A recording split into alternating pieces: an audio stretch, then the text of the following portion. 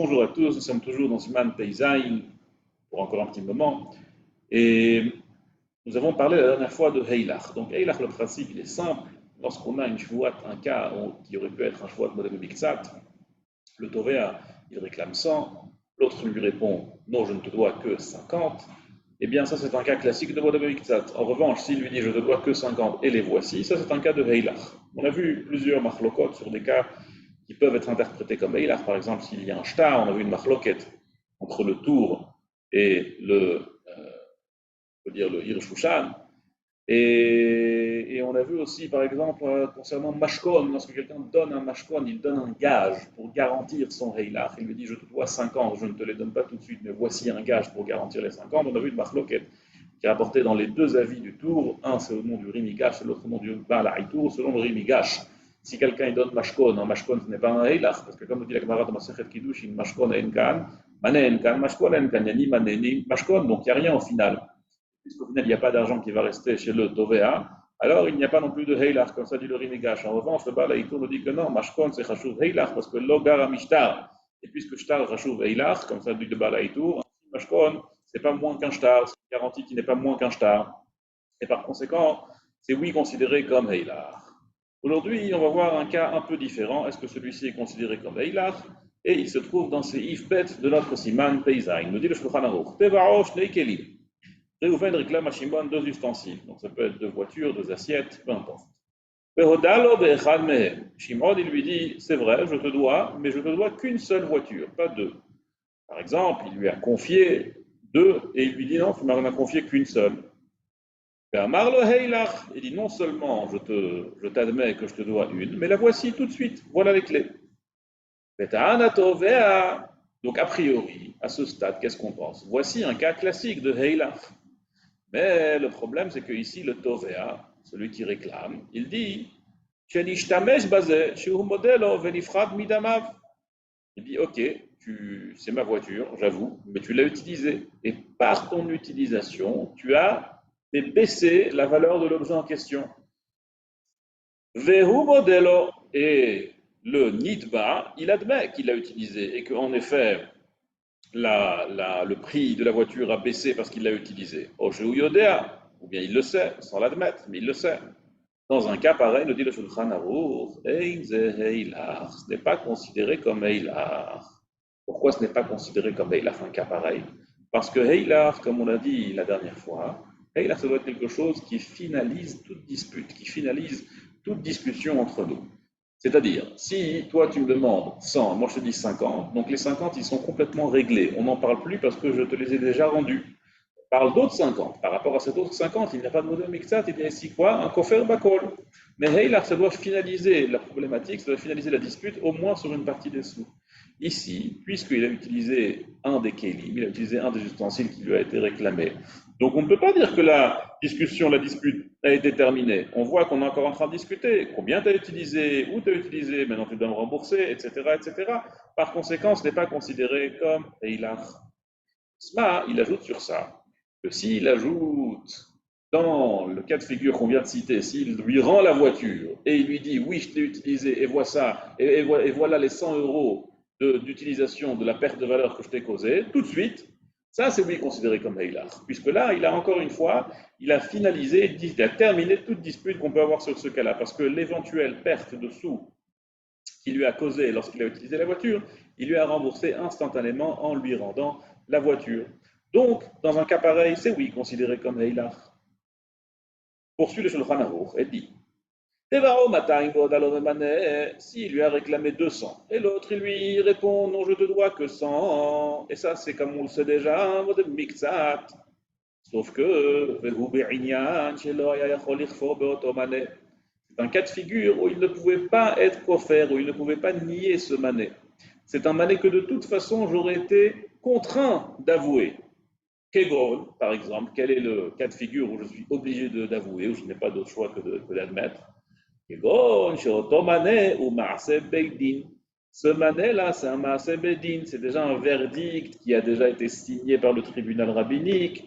On a déjà le tampon du Beidin, c'est un mané qui n'est pas discutable. Si quelqu'un me dit, voilà, le jugement est là, il est encore dans le Beddin et je suis obligé de payer, je n'y a pas vraiment d'argument. Et donc, lorsqu'il y a un mané sur lequel il n'y a pas d'argument, comme dans notre cas de figure, lo mikre yoda bemiktsat, ce n'est pas considéré un mot de bemiktsat. Le Roche, il dit ici quelque chose qui, qui ne touche pas tout à fait le sujet.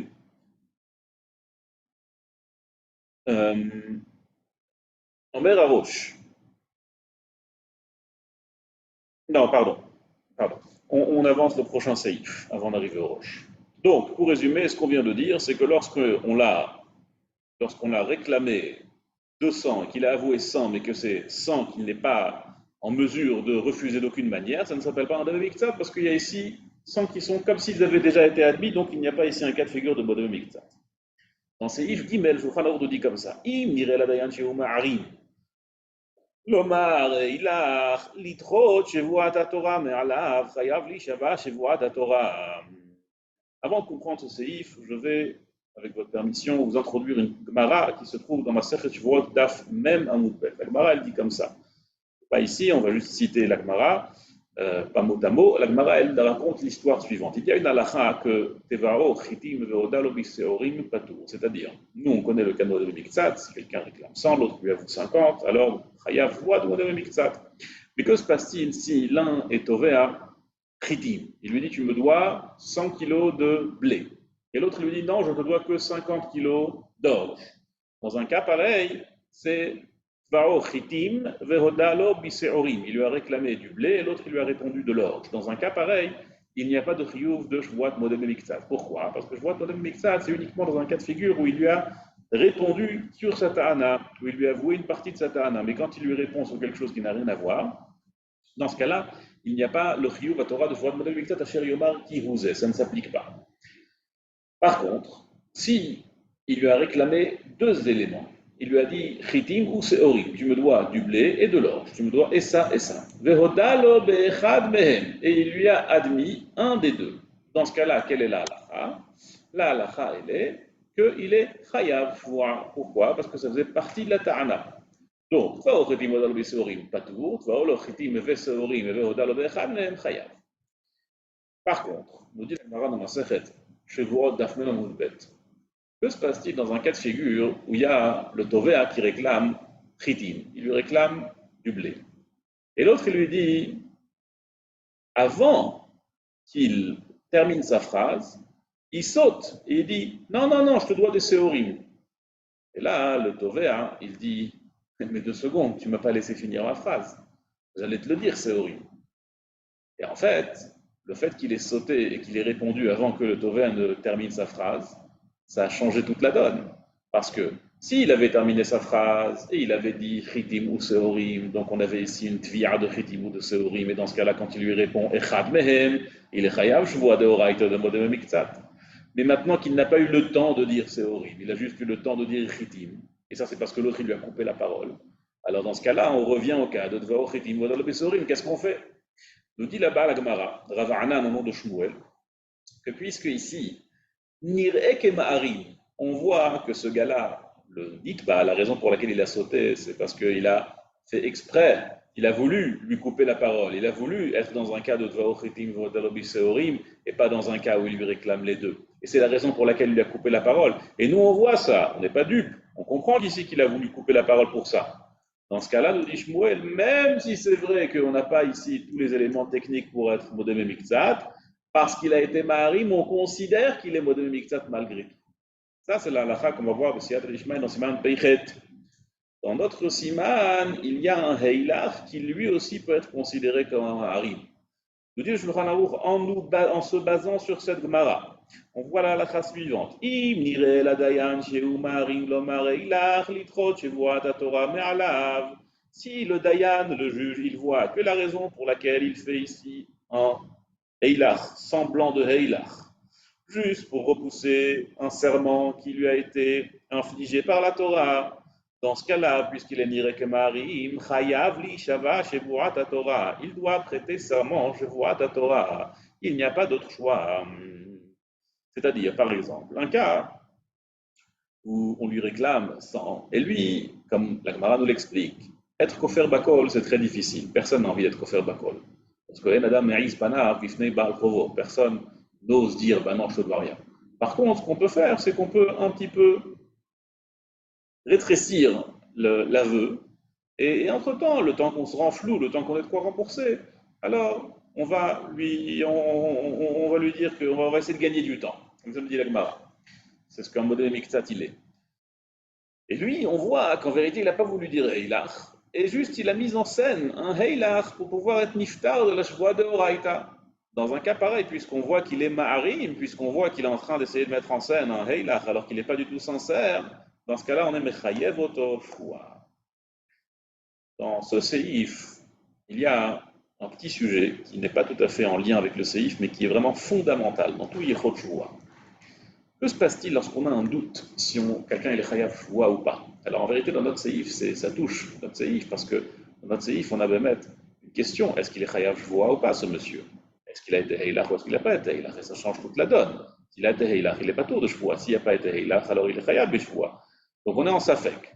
Nous dit le char, au nom du Urim, que lorsqu'on a un safek dans une shvoua, on n'est pas tour. Dans notre cas, on donne au Dayan un pouvoir de juger à son bon jugement. Est-ce que ce monsieur, en vrai, il est sincère ou pas? Et par conséquent, puisqu'il n'est pas sincère, donc je considère qu'il n'y a jamais eu de Heilach ici. Mais dans un cas où on a un vrai doute, 50-50, on ne sait pas, est-ce que c'est comme ça ou est-ce que c'est comme ça? Lorsqu'on a un vrai doute sur le shvoua, on n'est pas tour bishvoua. Comme ça nous dit le char au nom du Uri. Et lorsqu'on a une machloket à poskim, si on est chayav shvoua ou pas, il peut y avoir une machloket. Il y a des poskim qui disent chayav shvoua, il y a des poskim qui disent pas tour bishvoua. Ça aussi, c'est une halakha fondamentale dans tout le Choshua. Il dit le Roche dans Ktuvot, Pereklet, Siman, Kafret, et ainsi le tour dans Even Haezer, que lorsqu'il y a deux shitot, si on est chayav shvoua, alors on ne rend pas chayav shvoua. Il y a une machloket, si on ne rend chayav shvoua ou pas, on ne rend pas chayav shvoua. Pourquoi? Parce qu'il peut dire Kimli, je tiens, moi, comme les shitot qui ne rendent pas chayav shvoua.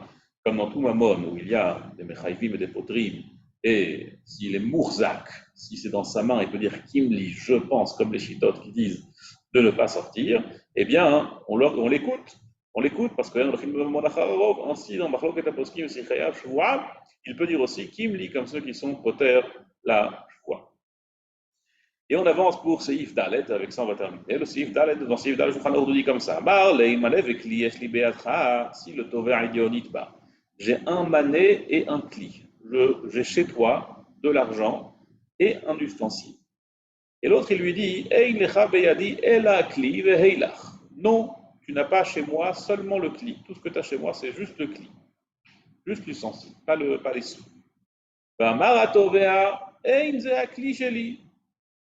Le cli sur lequel tu me dis heilach, c'est-à-dire l'autre il dit non, je te dois seulement un cli, donc on a un cas de l'autre il me dit pas du tout, c'est pas ça mon cli. Nous dit le Shulchan Aruch, il fait une shvuat hesed. Vekolel bishvuato sheze keilav. Et dans sa shvoua, il inclut que c'est son ustensile. C'est-à-dire que puisqu'on a ici un cas de heilach, mais l'autre dit c'est pas un heilach, puisque c'est pas l'ustensile en question, alors on a en vérité ici seulement une shvoua hesed, une shvoua de Rabbanan, dans laquelle il est nishba que c'est le cli qui lui doit. Et si le nidba, il a avoué que ce n'est pas son ustensile, donc on n'est pas ici dans un cas de hilach, et la mais que celui a été échangé. Même s'il vaut comme son cli, il doit prêter un serment de Horaïta. On reviendra sur ce séif pour voir encore quelques détails concernant ce séif. Tol tout, et à bientôt.